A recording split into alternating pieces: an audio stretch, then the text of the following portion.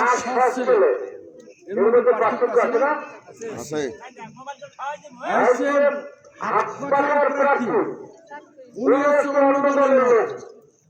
আর যদি সরকার গঠন করে বিএনপি, তাহলে নজরুল ইসলাম মন্ডল হচ্ছে বিএনপি লোক এবং তারেক জিয়ার কাছে লোক।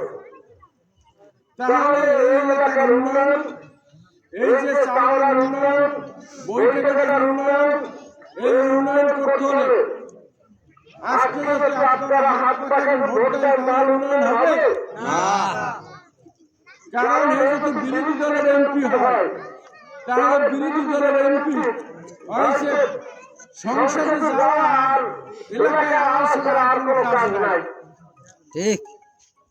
উনি সেইভাবে কোনো বরাদ্দ পাবে না যা দিয়া উনি ব্যাপক উন্নয়ন করতে পারবে।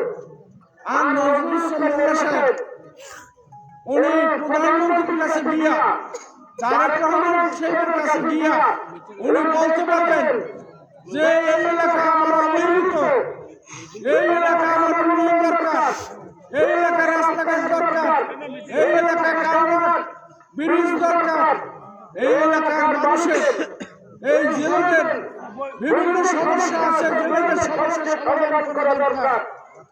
উনি তারেক জিয়ার কাছে, প্রধানমন্ত্রীর কাছে জোর গলায় বলতে পারবেন এবং ওনার কথা প্রধানমন্ত্রী শুনবেন এবং এই আঞ্চলিক উপজেলায় বরাদ্দ ওনার কথাই দিবেন। আপনারা আগামী 12 তারিখ নির্বাচনে আপনারা নজরুল ইসলাম মোল্লার ধানের শীষে, তারেক জিয়ার ধানের শীষে আপনারা ভোট দিবেন এবং তাকে জয়যুক্ত করতে হবে। আপনারা যদি হাত পা খালি এখনো চিন্তা করেন, তাহলে সেটা আজ থেকে পরিহার করতে হবে। এখন থেকে আপনাদের সিদ্ধান্ত নিতে হবে যে আমরা ধানের শীষে ভোট দেব। কি আপনারা ধানের শীষে ভোট দেবেন? একটু জোর করে, জোর গলায় হাত জাগাই বলেন। হাত জাগাই না, পিছনে পিছনে জাগাই না।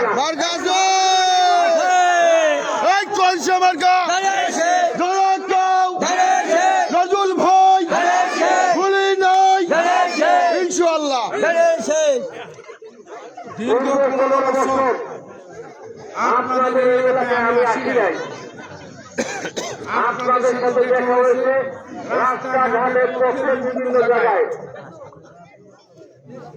তারপর যতদূর আপনাদের যদি কেউ কোনো সমস্যা নিয়ে থাকেন, তাহলে আমি চেষ্টা করেছি আপনাদের সমস্যা সমাধান করার।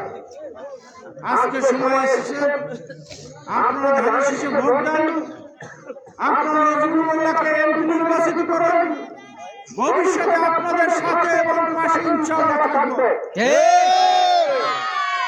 আপনাদের পাশে থেকে এই নির্বাচনে যে উন্নয়ন করা দরকার, সেই উন্নয়নের সহযোগিতা আমি আপনাদের করব।